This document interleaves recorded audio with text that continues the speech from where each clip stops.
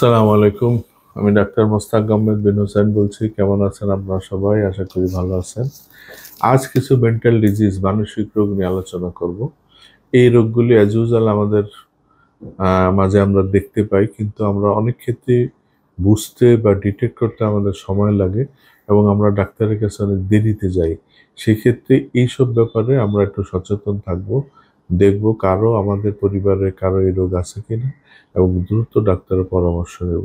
একটা কথা মনে রাখবো যে এই মানসিক রোগ এমন একটা রোগ যেটা রুগী এক্সপ্রেস করতে পারে না, কিন্তু রুগীর সাইডের লোকেরা, রোগীর গার্ডিয়ানরা, আশেপাশের লোকরা বুঝতে হবে যে সে মানসিক রোগ। রুগী কিন্তু বুঝবে না সে মানসিক পেশেন্ট।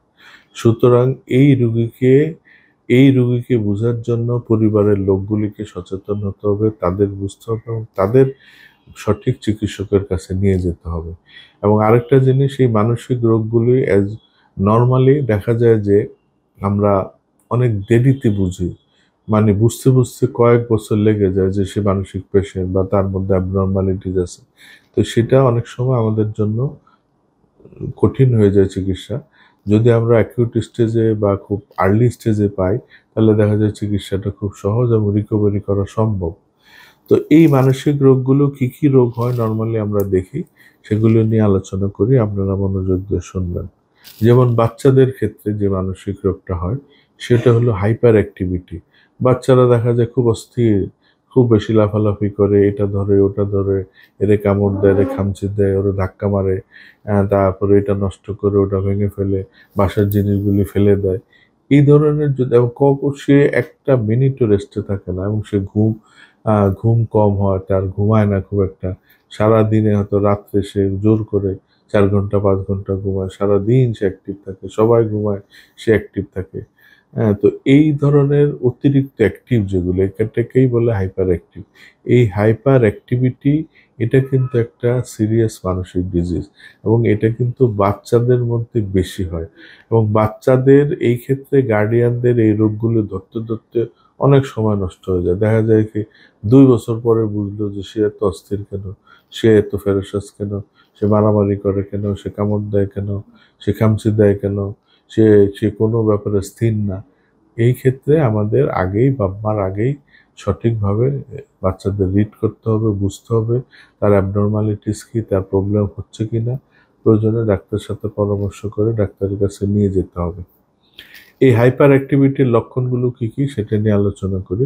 হাইপার অ্যাক্টিভিটি হলো, যেমন বললাম, বাচ্চারা খুব অস্থির থাকবে, অর্থাৎ সে অলওয়েজ খুব অ্যাক্টিভ থাকতে চায়, সে কখনো রেস্ট নিতে চায় না, সে ঘুমাতে চায় না, সে ঠিকমতো খেতে চায় না, সে কিছুই করবো না, শুধু সে বিভিন্ন কাজে ব্যস্ত থাকবে।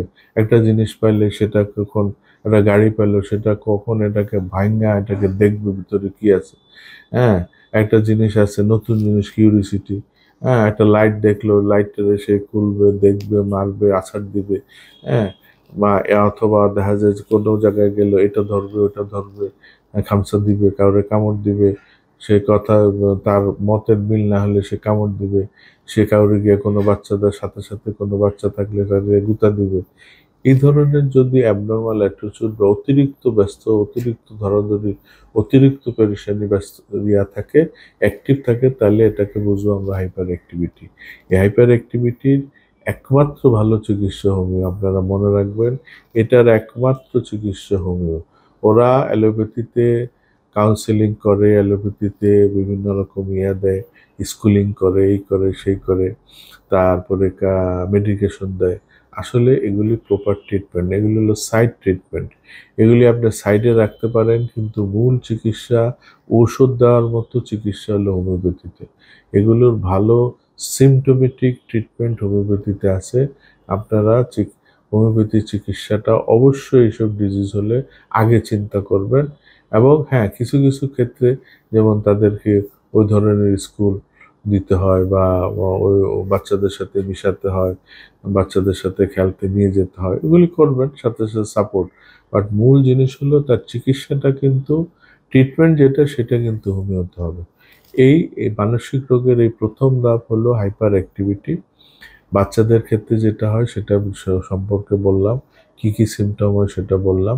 এবং এইসব বাচ্চারা কিন্তু তাদের ব্রেন ভালো থাকে, তাদের মেমোরি ভালো থাকে, তাদের মনে থাকে অনেক কিছু, কিন্তু তারা কিন্তু অতিরিক্ত কোনো কাজে মানে কমপ্লিট না, একটা শেষ না করে আরেকটা ধরবে, একটা না করে আরেকটাতে মনোযোগ দিবে।